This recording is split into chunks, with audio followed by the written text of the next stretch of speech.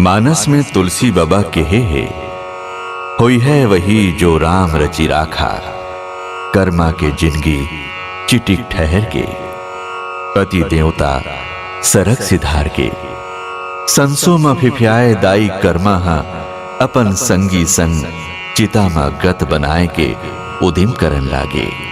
तभे आकाशवाणी होथे, कहे बेटी तय ऐसन अलहन झन कर, तोर कोरा औ कोख में लइका है। कर्मा तय पाप झन कर, धीरज धर, मैं तोला पूरी धाम में दर्शन दे हूं। भक्त भगवान के कोट बात होगे, दाई छाती में धीरज के पखरा लदक के मन ला समझावन लागे। फिर मन माने तब न, आखिर एक दिन धीरज के पखरा हाथ छरिया के फेंका जाते।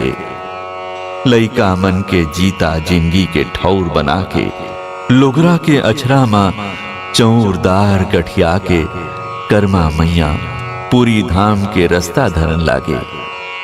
अपन सांवरा मनमोहना के धुन मा बिधुन बाउरी कर्मा, दिन रात घाम पानी, गोटरा पखरा कांटा खूंटी, बियाबान जंगल पहाड़, पांव छोलागे, चुंदी मुड़ी छरियागे, मुंह कान ऐलागे।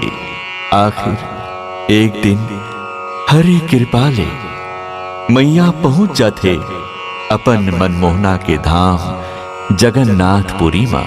हाथ में खिचड़ी के थारी सजाए, कर्मा दाई दौड़त भगवान ला पुकारत दर्शन खातिर आगू बढ़िस। दाई ला मंदिर में आवत देख पंडा पुजेरी के छाती में गुस्सा उपनावन लागे और कहे, रुक जा, तोला भगवान के दरस पाए के और भोग लगाए के कोनो हक नहीं है, भाग जा इहां ले। बैरी पंडा पुजेरी मन दाईला दुष्टिन चंडालिन और नाने जात वाली कही के मंदिर के डेरोठी ले धकिया के गिरा देते। रोवत कल्पत दाई कर्मा समुंदर तीर में आके भगवान ला पुकारन लागे, तय मोला दर्शन देहु कही के क्रिया खाए रहे न श्याम। तोला आना पर ही, क्रिया ला निभाना पर ही, माता के कल्पना ला सुन के रुख राई नदी पहाड़ चिरैया चिरगुन और जम्मो जीव जंतु मन घलो करलई में बोड़े लागिस। और माता कर्मासन भगवान ला पुकारे लागिस।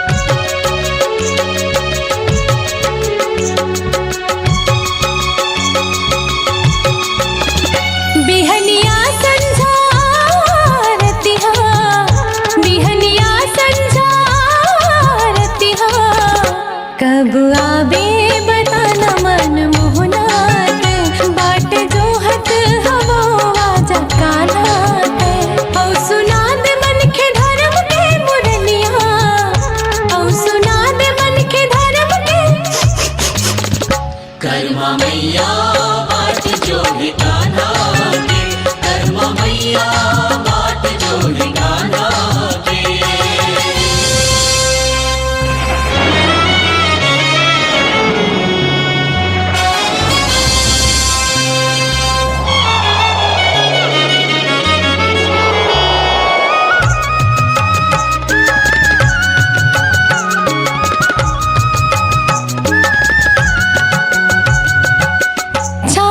जग भर माँ दियारी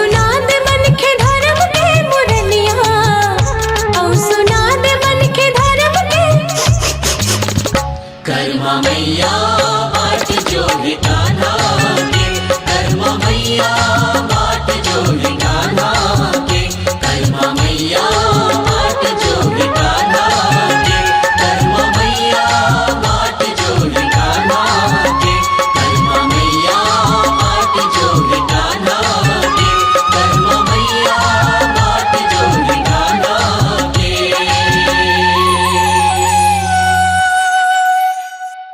स्वरांजलि स्टूडियो, नेमीचंद गली नंबर 2, गंजपारा, रायपुर।